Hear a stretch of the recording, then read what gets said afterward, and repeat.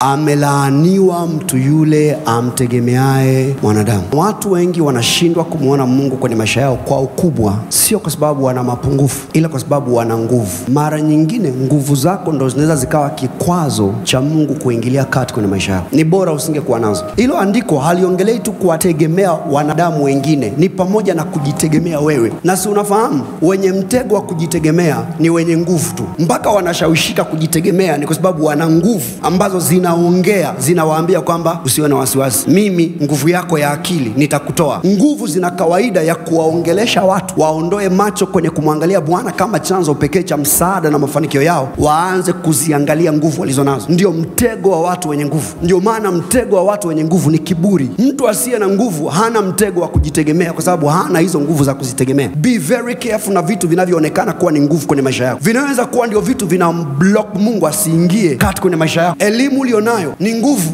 Uwezo wako fulani, vipawa fulani, charisma fulani ni nguvu. Ukitaka kuhakikisha kwamba nguvu zako haziwi kikwazo kwa Mungu kuingilia kati kwenye maisha yako, ni kuzileta zile nguvu zako mbele za Mungu kila wakati. Jifunze hiyo tabia, zirudishe mbele za Mungu. Mwambie, Baba, asante kwa sababu umenipa akili nyingi sana, but I am not confused. Ninazileta hizi akili kwako, uendelee kuzipa umaana, because kuna watu wana akili nyingi sana, alafu ndio watu ambao maisha yamewafrustrate kupita kawaida. Inawezekana ni kwa sababu wanaamini sana katika akili zao, na kile unachokiamini kiasi cha kutokumwamini Mungu unakishikilia tu chenyewe. Mungu ana tendency ya kukifrustrate kile kisikupe matokeo. So unakuta ni watu wenye akili zisizowapa matokeo. Why? Kwa sababu zile akili zimesimama kama mbadala kwenye Mungu wao. Hivi napoongea unaweza kusema hilo sio tatizo langu, but you never really know. That is why it is important to bring yourself before God and allow him to vet your heart. Nguvu zako zote zitue mbele ya Bwana. Mwambie, Baba, asante kwa kunifanya kwa mtu mwenye nguvu. Hizi nguvu nimezileta tena kwako leo. Nimekuja kujikumbusha na kumkumbusha shetani na kuzikumbusha hizi nguvu zangu kwamba wewe ndio nguvu zangu juu ya hizi nguvu zangu.